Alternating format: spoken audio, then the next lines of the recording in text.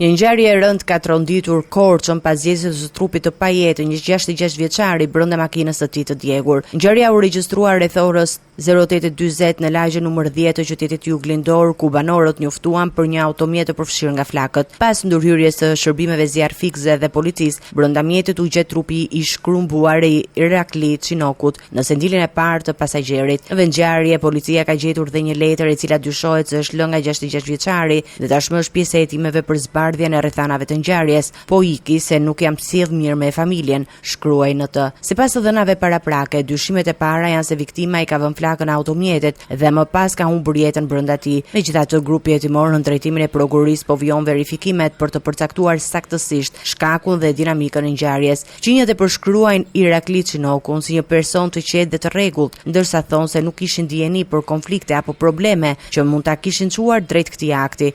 Njeri më të rregullt nuk bën. Në një konflikt, në një nuk di unë të ketë. Shmi shumë i rregullt në fikoj. Me tëra të pasurira, me të s'ka. Konflikte gjëra të tilla s'ka. Pensionisti që një në Angli, një ka në Greqi doktor.